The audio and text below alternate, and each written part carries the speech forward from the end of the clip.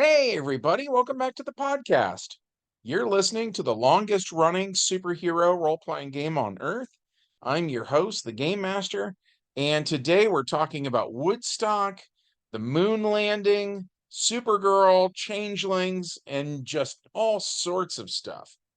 But before we get into that, smash that like button, make sure you're subscribed, ring the bell for notifications, and leave us a comment. It helps us out with the algorithm, and we love hearing from you guys. We've got a great community here, and it's all thanks to you. Thank you so much for being here. With all that said, let's dive in.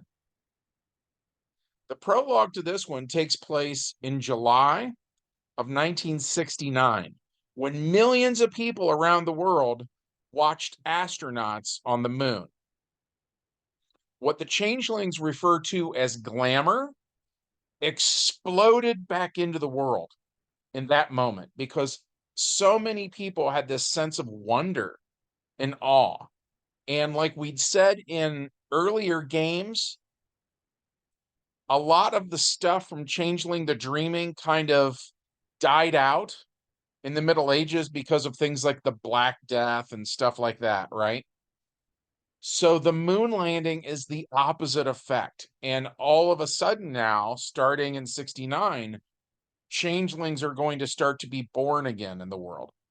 And the trods, like Stonehenge, start working again. So that means they are open doorways between our world and the world of dreams. And that brings us to the main plot, which takes place in August of 1969 on Max Yasker's dairy farm, where the Woodstock Music and Art Fair is being held. Its build is 3 days of peace and music. More than 460,000 people show up, including Supergirl, who is soon going to rename herself Power Girl, as well as her boyfriend, Superman Red. Over the weekend, 32 acts perform outdoors despite overcast and sporadic rain. And on August 18th, Jimi Hendricks goes on stage and embarks upon an uninterrupted set lasting for nearly 2 hours, one of the longest performances of his career.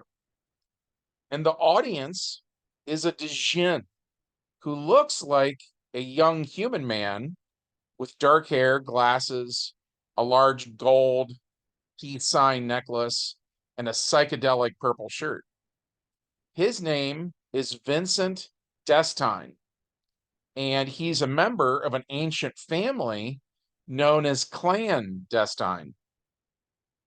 He manages to shrink the Human Torch, who he calls a fire sprite. Then he forces him into a glass bottle as if he were a firefly, and he tries to show it to a family member named Dom, who has super senses, but he is overstimulated by Woodstock.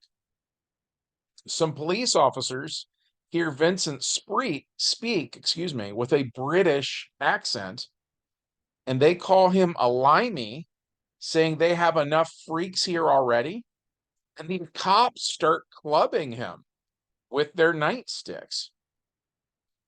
Vincent dabbles in supernatural forces that he doesn't fully understand, as illustrated by the fact that he thought the Human Torch was a fire sprite that he summoned. So as these cops are beating him, Vincent tries to cast a spell, but he screws it up, and suddenly a portal to the dreaming opens, and that is a huge problem. The very first video on my channel explained how the old ones created a race called the Eldar, and how there was this huge war in space. And when all was said and done, the old ones just left, and the Eldar had no purpose. So they lived in the dreaming for a while. And in that video, we said that the dreaming is affected by the thoughts, dreams, fantasies, and fears of humanity, right? So the dreaming is basically the realm where these otherwise abstract things manifest. So you might think of it kind of like Fantasia from the Never-Ending Story. So that said, right now at Woodstock, a whole lot of people are using hallucinogens, which has a massive effect on the dreaming, right? Big time. So when these kaiju-sized purple monsters start flooding out of the dreaming, obviously it freaks people out, right? So the ones on drugs start to have a bad trip, and that affects the dreaming, which means these creatures get more and more twisted and frightening and powerful with each passing moment. A giant purple swirling blob-like thing flies at them with just rows of teeth coming out of every part of its body, spinning like a circular saw, ready to shred concert goers until Supergirl and Superman Red get involved using their super strength to save people. Unfortunately, Supergirl has a vulnerability to magic, and generally speaking, everything in the dream is more or less considered to be a magical creature called a chimera. So all chimerical matter can hurt Supergirl. And since she's dating Superman Red, who is an Eldar from the dreaming, she has heard all about this stuff already. So she starts to use her super speed to avoid getting hit. Meanwhile, Superman Red unleashes 30 APs of heat vision, destroying the chimerical creatures that are flying overhead. And interestingly enough, by the way, that blast disrupted the clouds, kind of like obliterated the rain clouds and like moved them away. 30 APs is a lot. So coming to their aid is Doctor Strange, who sensed the veil between reality and the dreaming had been sundered. So Strange subs his sorcery for some energy blasts of his own, killing some of these literal nightmares. The Human Torch, who is still shrunken to the size of a small action figure, shoots fire at the smaller chimeras. He's doing what he can. Also lending a hand are Green Arrow and Black Canary, who wouldn't miss Woodstock for the world. In fact, their daughter, Olivia Queen, was conceived here. But I digress. Also here is Wundar the Aquarian, who is basically a Marvel character designed to be the hippie version of Superman. Wundar's big claim to fame is that he absorbs so much kinetic energy that basically nothing can touch him. When you throw something at him, the closer it gets, the slower it gets until eventually it just stops. So when chimeras try to slash at him, they slow down and he absorbs their energy. That energy then fuels a sort of aura that he has, which is his version of power reserve. And then he uses that to power up his heat vision, which he uses on the chimeras. The Human Torch leads Doctor Strange to Vincent Destine of Clandestine, and after they quickly confer on the nature of the problem, Doctor Strange banishes the monsters back from whence they came to the land of nightmares and hallucinations.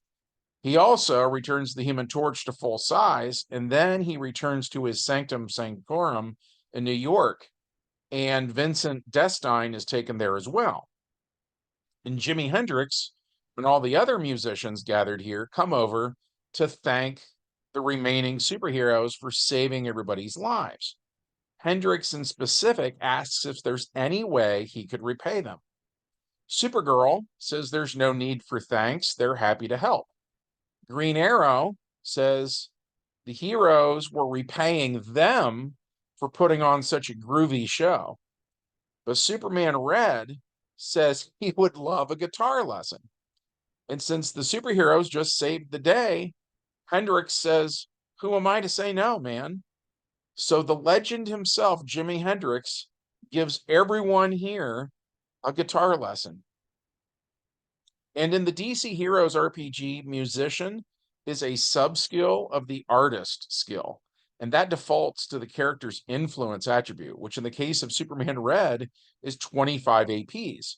So attempting to use a new instrument unskilled means we reduce 2 column shifts from that, which puts him in the 19 to 21 AP range, which is still insane, right? Then he rolls dice, and we treat it as though he were inflicting damage to the audience, basically. It's the same mechanic, but it isn't damage, of course. It's a measure of how well his musical attempt is received. So when his fingers dance across the guitar strings with a dexterity of 26, and he has super speed so that there are no pauses as he thinks about what he needs to do next, the end result is literally superhuman, earning him more than 10 RAPs on table number 2, which the book says, and I quote, is a legendary performance that nobody in the audience will ever forget. All the superheroes take to the stage, and the concert goers cheer. Which brings us to the epilogue of this one. A blonde woman from Asgard appears in a column of light. She is Valkyrie, one of the few to not be slain by the forces of Apocalypse. Valkyrie explains that a great and terrible being named Darkseid came to Asgard, where his parademons spread out like locusts, and his warriors like Kalibak, Kanto, Mantis, Steppenwolf, and Vermin Wunderbar destroyed her world. A moment before his death, Thor used Mjolnir to open a portal to Earth, and he threw his famous hammer through the portal so it wouldn't fall into Darkseid's hands. So now Darkseid is coming to Earth. Johnny Storm says his roommate is a rock monster, so how tough can this Darkseid guy be?